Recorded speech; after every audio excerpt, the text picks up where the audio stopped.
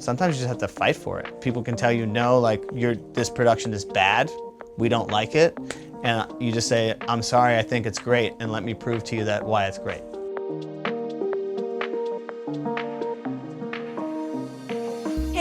I'm Kim Taylor-Bennett and welcome to Songwriter Saturday. Today I'm excited to be talking to songwriter and producer Dan Nigro, who's worked with everybody from Carly Rae Jepsen to Sky Ferreira to Caroline Polachek and Conan Gray. Most recently, he's also worked with Olivia Rodrigo on her smash hit record, Sour. Dan, thanks so much for joining me on Songwriter Saturday. Thank you. I wanted to kind of start by talking about a kind of story behind the song from one of the tracks from the Olivia Rodrigo record. Favorite Crime was one of the songs that we wrote from scratch together. And when we wrote it so fast and also so nonchalantly, where there was I think I literally picked up the acoustic guitar, and the guitar that you hear on the record is the demo acoustic guitar that I just recorded that day when I laid in the scratch recording so we could sing the song. And we just recorded it and kind of wrote it so nonchalantly in the room. But when we sent it in, everyone was like, cool, great. No one said oh, we don't like it. No one was like, oh my God, this is incredible. Everyone was just like, great song. So at the initial idea before Driver's License came out was that it was going to be an EP. And Favorite Crime was not one of the selects for the EP because no one really thought it was that important of a song. For whatever reason, I don't know, but as soon as Driver's License came out, then Olivia decided that we were gonna make the EP into an album. And then I remember the A&R from Interscope calling me and he's like, well, what songs do you think maybe could make the album? And I didn't even say anything, but he's like, I'm kind of thinking Favorite Crime. And I was like, Favorite Crime is my favorite song. And he's like, really? He's like, it's great, right? And I was like, what does Olivia think? And asked, what do you think about Favorite Crime? She's like, I love that song. And we were like, oh, wait. So we all love this song, but no one vouched for the song when we made it. It was just a song that was put away. And so, yeah. So I'm really happy that, and it seems now to me, because I kind of always wanted that song to I don't know, to resonate for some reason. And it's nice to see that I feel like a lot of people resonate with that song.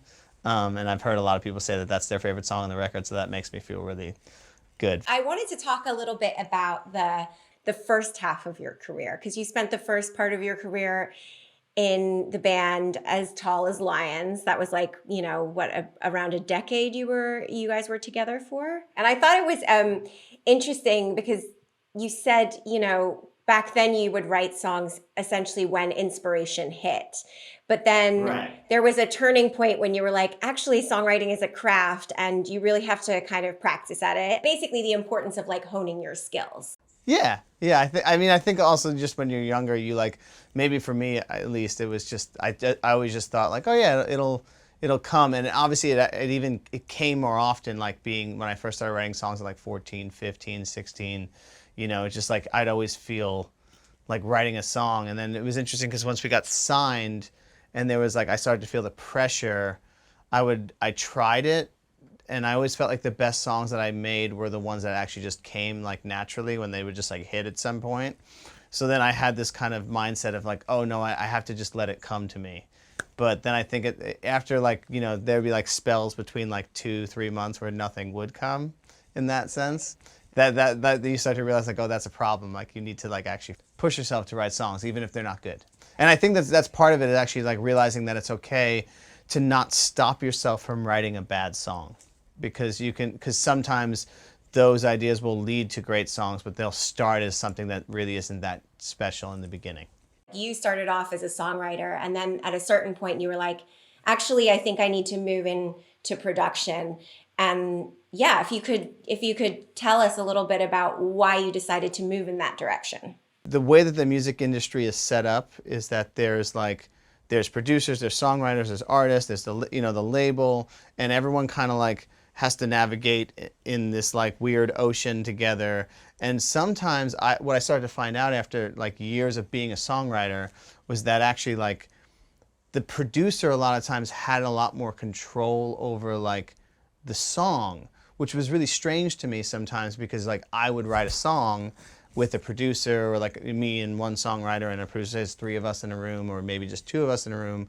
But then the producer is actually the one a lot of the times that has like the relationships with the record labels and deciding like when a song gets finished or what it should sound like at the end. And when someone like, I mean, like not all songwriters are this way, but for me, like I always had ideas on how it should be produced. I just physically wasn't able to, you know, articulate those ideas, or I could articulate them vocally, but couldn't actually, you know, make it happen on a computer.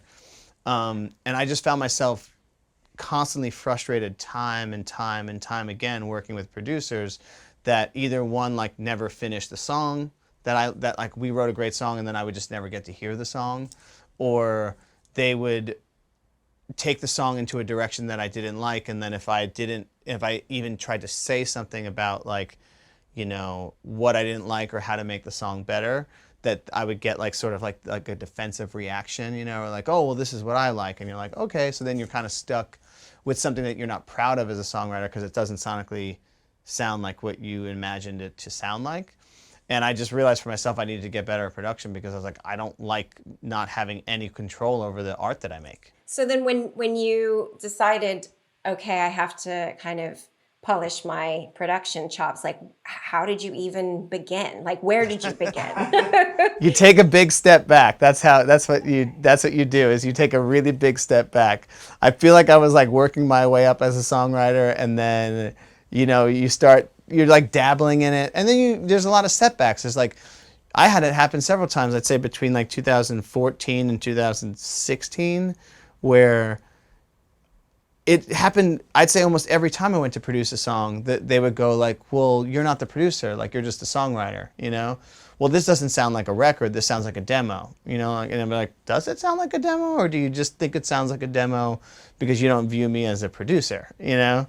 And a lot of times songs would be taken away from me, you know, like they go, okay, cool, like we'll use the song, but you can't produce it, we're gonna use somebody else to produce it. I was really fortunate because I was able to work on commercial music, like ads and syncs for television and commercials, to pay the bills. So I had something that I was doing that was able to like afford me the time to make the readjustment.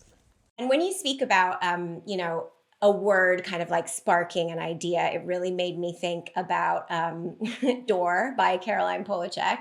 Yeah. And I wondered if maybe that was one of those songs where she came in with a word. I mean, that record is like hands down one of my favorites. It's funny you say that because, So Hot You're Hurting My Feelings was exactly this moment, whereas Door stemmed from a beat that Jimmy Stack and I made together. It was like 30 seconds long. I played it for Caroline. She loved it, and we started writing that song over. And I think she actually had the concept of Door already in her head. So like that was very that you know, was like just came out of her. Whereas with So Hot You're Hurting My Feelings, which is one of my favorite songs I've ever been a part of, it was like, it actually was very similar to that. Like she came into the studio and she was like, I want to write a song called So Hot You're Hurting My Feelings. And I was like, well, that's amazing. And we were with Teddy Geiger, and we kind of came up with the idea. But in terms of the melody, I remember that was the one moment where I was like, the melody has to go, so hot you're hurting my feelings. Like I was like, it has to, like for some reason, like she said the phrase, but I was like, the melody has to be that, you know? And that's I sometimes where I feel like that's my role. Sometimes is somebody says a word and I go, oh, here's how melodically it should play out. What was the turning point record where you finally were allowed to produce? There's so many like little steps, you know, like I think about Conan, I like always like appreciate Conan so much because Conan Gray like really took a chance on me, you know, like, yeah. And I feel like Conan was like always so adamant about like, no, Dan's going to be the one that produces my music, you know, in 2018 when we met. And I think I always got the sense in the beginning that people were kind of like, who's Dan? Who's this guy? What has he done? You know? And Conan was always like, had my back. It was like, no, he's doing everything. I like working with him. So I feel like he was a big step in people, I think, realizing that I could do it by myself. So I think having my name on there as the producer like really helped people see like, oh, Dan did that. It's not like, oh, Dan and 4 other people did it. It was like, Dan did that. Sometimes you just have to fight for it, you know? Sometimes you literally, like, people can tell you, no, like, this production is bad, we don't like it. And you just say, I'm sorry, I think it's great, and let me prove to you that why it's great. Do you have any advice for aspiring songwriters who are, maybe who have no contacts, you know what I mean? Like no industry contacts that are just coming out there with like a stack of demos and a bunch of big dreams? I think you just gotta, you literally have to just start annoying everyone. I like literally, like I tell my artists that I work with sometimes, like that I love, like I'm like, you need to be more annoying. You need to, like, sometimes I'm like, you need to annoy me more. Like the people that sometimes that I'm working with, it's just because they've been texting me 5 times last week, like, when are we gonna finish that song? I'm like, okay, come over on Monday and we'll finish the song, The people who are persistent and ask everybody and like send 1 million demos out to people, to A&Rs, to like, those are the people who eventually like make stuff happen, Yeah. if there's real talent there. Because there's a lot of people out in LA especially that I feel like you can recognize talent really well and be like, oh, that's great. Like you work hard enough, something good will happen. Cool. Well, Dan, thank you so much for hanging out for Songwriter Saturday. Thank you. Appreciate it.